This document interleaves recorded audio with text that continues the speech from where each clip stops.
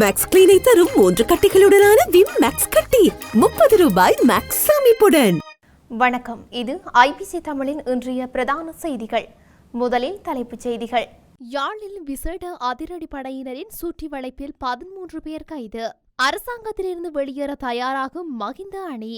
ரணிலின் திட்டத்தை சவாலுக்குட்படுத்த தயாராகும் நாடாளுமன்ற எம்பிக்கள். வைத்தியசாலையிலிருந்து வெளியேறினார் பாடகி கே சுஜீவா. நாடாளுமன்ற அமர்வு இன்று மீண்டும் ஆரம்பம். சாணக்கியனை கொலை செய்ய சதி. வங்கிகளில் தங்க நகை அடகு வைத்தவர்கள் தொடர்பில் அறிவிப்பு. தொடர்பான விரிவான செய்திகள். யாழ்ப்பாணம் கரவட்டி பகுதியில் முன்னெடுக்கப்பட்ட விசேட சுற்றிவளைப்பு நடவடிக்கையின் போது 13 பேர் கைது செய்யப்பட்டுள்ளனர். போலீசார் மற்றும் போலீஸ் விசேட அதிரடி படையினர் இணைந்து விசேட சுற்றிவளைப்பு நடவடிக்கையை முன்னெடுக்கப்பட்டது. இது தொடர்பாக எமது ஊடகப் பிரிவு நெல்லியடி போலீசாரை தொடர்பு கொண்டு வினவிய போது, நீதிமன்றத்தால் வழங்கப்பட்ட திறந்த பிடியாணைகளுக்கு அமைவாக இவர்கள் கைது செய்யப்பட்டதாக போலீஸ் அதிகாரியொருவர் தெரிவித்திருந்தார். குறித்த சந்தேக நபர்கள் தலைமறைவாக இருந்தபோது கைது செய்யப்பட்டதாக மேலும் சுட்டிக்காட்டினர். கைது செய்யப்பட்டவர்களை போலீஸ் நிலையத்தில் தடுத்து வைத்து விசாரணைகளை போலீசார் முன்னெடுத்துள்ளனர். மேலும் அவர்களை நீதிமன்றத்தில் முற்படுத்த நடவடிக்கை எடுத்து வருவதாகவும் தெரிவிக்கப்படுகின்றது. ஐக்கிய மக்கள் சக்தி கட்சியிலிருந்து அரசாங்கத்துடன் இணைய இணக்கம் தெரிவித்துள்ள 25 நாடாளுமன்ற உறுப்பினர்களை உடனடியாக அழைத்து வருமாறு அறிவிக்கப்பட்டுள்ளது. இதுகுறித்து ஸ்ரீலங்கா பொதுஜன பெரமுனவினால் ஜனாதிபதி ரணில் விக்ரமசிங்கவிடம் அறிவுறுத்தப்பட்டுள்ளது. எனினும் ஸ்ரீலங்கா பொதுஜன பெரமுன அரசாங்கத்தில் அங்கம் வகிக்கும் வரை ஐக்கிய மக்கள் சக்தி கட்சி உறுப்பினர்கள் அரசாங்கத்துடன் இணைய மாட்டார்கள் என ஜனாதிபதிக்கு விசுவாசமான கட்சிகள் தெரிவித்துள்ளதாக தகவல்கள் வெளியாகியுள்ளன. ஐக்கிய மக்கள் சக்தி கட்சி நாடாளுமன்ற உறுப்பினர்களை அரசாங்கத்திற்குள் கொண்டு வருவதற்கு ஸ்ரீலங்கா பொதுஜன பெரமுன தடையாக இருந்தால் ஸ்ரீலங்கா பொதுஜன பெரமுன அரசாங்கத்திலிருந்து வெளியேற்ற தயார் என அந்த கட்சியின் பேச்சாளர் ஒருவர் தெரிவித்துள்ளார். அமைச்சரவையிலிருந்து விலகுவதற்கும் வெளியிலிருந்து ஆதரவு தருவதற்கும் தயார் என அவர் மேலும் தெரிவித்துள்ளார். ஜனாதிபதியின் தந்திரத்தை நாட்டு மக்கள் நன்கு அறிவார்கள் என்றும் 22வது திருத்தச் சட்டம் மூலம் நாடாளுமன்றத்தில் சமர்ப்பிக்கப்பட்டவுடன் அதனை உயர் நீதிமன்றத்தில் சவாலுக்குட்படுத்துவோம் எனவும் பிவிதுருகல உரிமைய கட்சியின் தலைவர் உதயகம்மன்பில பகிரங்கமாக அறிவித்துள்ளார். கொழும்பில் உள்ள அவரது கட்சி காரியாலயத்தில் திங்கட்கிழமை இடம்பெற்ற ஊடகவியலாளர் சந்திப்பின் போது மேற்கொண்டவாறு குறிப்பிட்டார்.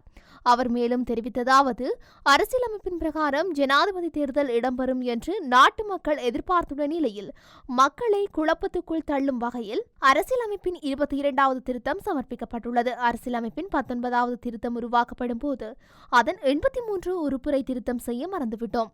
ஆகவே மன்னித்து விடுங்கள் என்று குறிப்பிட்டுக் கொண்டு 22வது திருத்தத்தை ஜனாதிபதி கொண்டு வந்துள்ளார். 22வது திருத்தம் பற்றி ஜனாதிபதி குறிப்பிடுவது முற்றிலும் பொய்யானது.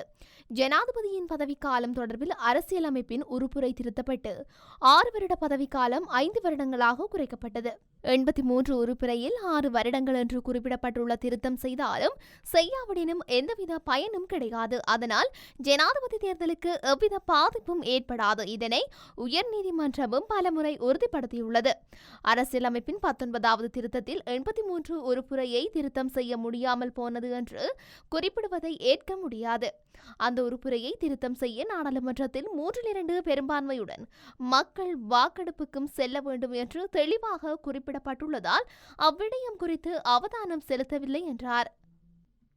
அத்துருகிரியவில் இடம்பெற்ற துப்பாக்கிச் சூட்டில் காயமடைந்து கொழும்பு தேசிய வைத்தியசாலையில் சிகிச்சை பெற்று வந்த பிரபல பாடகி கே சுஜீவா சிகிச்சை முடிந்து வைத்தியசாலையிலிருந்து வெளியேறியுள்ளார்.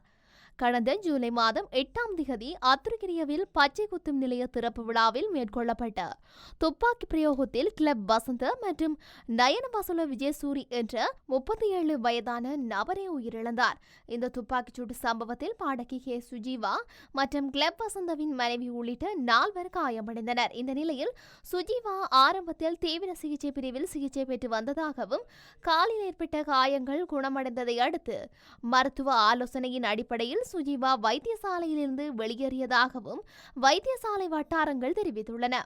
இதேவேளை கிளப் வசந்தவின் மனைவி கொழும்பு தெற்கு போதனா வைத்தியசாலையில் தீவிர சிகிச்சை பிரிவில் தொடர்ந்தும் சிகிச்சை பெற்று வருகின்றமை இங்கு குறிப்பிடத்தக்கது.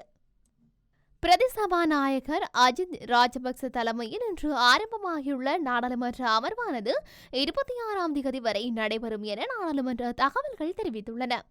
இதன்படி சிவில் நடைமுறை திருத்த சட்ட மூலத்தின் 2ஆம் வாசிப்பு மற்றும் நீதித்துறை அமைப்பு சட்டத்தின் கீழான 2 உத்தரவுகள் மீதான விவாதம் இன்று இடம்பெற்றுள்ளது. மேலும் சபை ஒத்திவைக்கப்படும் வேளையில் எதிர்க்கட்சிகள் மேற்கொண்டுள்ள தீர்மானங்கள் குறித்து விவாதம் நடத்தப்படவுள்ளது. அதேவேளை தேசிய பாதுகாப்பு, அனைத்து மதங்கள் மற்றும் நாட்டின் கலாச்சாரம் ஆகியவற்றில் செயற்கை நுண்ணறிவின் தாக்கம் மற்றும் உடனடியாக எடுக்க வேண்டிய நடவடிக்கைகள் என்ற தலைப்பில் சபை ஒத்திவைப்பு விவாதம் நாளைய தினம் இடம்பெறவுள்ளது. அது மாத்திரமன்றி பொது நிதி முகாமைத்துவம் மற்றும் பொருளாதார மாற்றம் தொடர்பான சட்ட மூலங்களின் 2ஆம் வாசிப்பு குறித்து நாளை மறுதினம் விவாதிக்கப்படவுள்ளது. இந்த நிலையில் இது தொடர்பான விவாதத்திற்கு கூடுதல் அவகாசம் அளிக்கும் வகையில் அன்றைய தினம் வாய்மொழிப்பதில் தேவைப்படும் கேள்விகளை ஒத்திவைப்பு நேரத்தில் பரிசீலிக்க வேண்டாம் என முடிவு செய்யப்பட்டுள்ளது. தம்மை கொலை செய்ய ராஜாங்க அமைச்சர் ஒருவர் சதித்திட்டம் தீட்டியுள்ளதாக வெளிநாட்டு புலனாய்வு தகவல் ஒன்றை மேற்கோள் காட்டி செய்தி வெளியிட்டுள்ளதாக மட்டக்களப்பு மாவட்ட நாடாளுமன்ற உறுப்பினர் ராசமாணிக்கம் சாணக்கியன் இன்று செவ்வாய்க்கிழமை நாடாளுமன்றத்தில் தெரிவித்தார். விசேட கூற்றொன்றை முன்வைத்து உரையாற்றிய அவர், என்னை படுகொலை செய்ய திட்டமிட்டுள்ளதாக சர்வதேச புலனாய்வு தகவல் ஒன்றின் அடிப்படையில் செய்தியொன்று கடந்த 20ஆம் தேதி வெளியிடப்பட்டிருந்தது. ஆளுங்கட்சி ராஜாங்க அமைச்சர் ஒருவர்தான் இந்த சதியின் பின்புலத்தில் இருப்பதாகவும் குறித்த செய்தியில் தெரிவிக்கப்பட்டிருந்தது. குறித்த ராஜாங்க அமைச்சர் உயிர்த்த ஞாயிறு தாக்குதல்கள் மற்றும் பல்வேறு மனித படுகொலைகளுடன் தொடர்புடையவர்கள் எனவும் குறித்த செய்தியில் கூறப்பட்டுள்ளது. இதனால் இந்த செய்தி தொடர்பில் பரிசீலனை செய்து சபாநாயகர் ஊடக நடவடிக்கை எடுக்குமாறு கோரிக்கை விடுக்கின்றேன். அந்த செய்தி உண்மையா அல்லது பொய்யா என தெரியவில்லை. ஆனால் குறித்த நபர் பல்வேறு படுகொலைகளுடன், குறிப்பாக எம்பிக்களின் படுகொலையுடன் கூட தொடர்புடையவர்கள் என்பதால் பரிசீலனை செய்ய வேண்டும் என்றார். வங்கிகளில் தங்க நகைகளை அடகு வைத்துள்ளவர்களுக்கு நிவாரணம் வழங்க அமைச்சரவை ஒப்புதல் அளித்துள்ளது. நாட்டில் சமீப காலமாக நிலவி வரும் கடுமையான பொருளாதார நெருக்கடி பொருளாதாரத்தின் அனைத்து துறைகளையும் நேரடியாகவும் மறைமுகமாகவும் பாதித்துள்ளதுடன் இதன் விளைவாக தங்க பொருட்களை அடமானம் வைப்பது வேகமாக அதிகரித்துள்ளதாக அரசாங்கம் தெரிவித்துள்ளது. 2019ஆம் ஆண்டில் சுமார் 210 மில்லியன் ரூபாவாக இருந்த அடமான முன்பணங்களின் நிலுவைத் தொகை மார்ச் 2024க்குள் 172 வீதமாக அதிகரித்து 571 பில்லியன் ரூபாயாக அதிகரித்துள்ளது என்றும் அரசாங்கம் கூறுகின்றது. அந்த நிலையில் கருத்தில் கொண்டு உரிமம் பெற்ற வங்கிகளில் அடமானம் முன்பணம் பெற்ற குறைந்த வருமானம் பெறும் நபர்களுக்கு நிவாரணம் வழங்க வேண்டிய அவசியம் கண்டறியப்பட்டுள்ளது. அதன்படி ஜூன் 30 அன்று அல்லது அதற்கு முன் உரிமம் பெற்ற வங்கிகளிலிருந்து தனிநபர் அடிப்படையில் வாடிக்கையாளர்களுக்கு ரூபாய் 1,00,000க்கு மிகாமல் அடமான முன்பணங்களுக்கு ஆண்டுக்கு அதிகபட்சமாக 10% உட்பட்டு திரைசேரி பொருத்தமான ஒன்றை செயல்படுத்த வட்டி மானியத்தை வழங்கும். பணத்திட்டம், பொருளாதார ஸ்திரப்படுத்தல் மற்றும் தேசிய கொள்கை அமைச்சராக ஜனாதிபதியால் முன்வைக்கப்பட்ட முன்மொழிவு அமைச்சர்கள் சபையால் அங்கீகரிக்கப்பட்டது. இத்துடன் இன்றைய பிரதான செய்திகள் நிறைவடைகின்றன. தொடர்ந்தும் செய்திகளை அறிந்து கொள்ள IBC தமிழ் நியூஸ் என்ற எமது யூடியூப் பக்கத்தினூடாக இணைந்திருங்கள். நன்றி.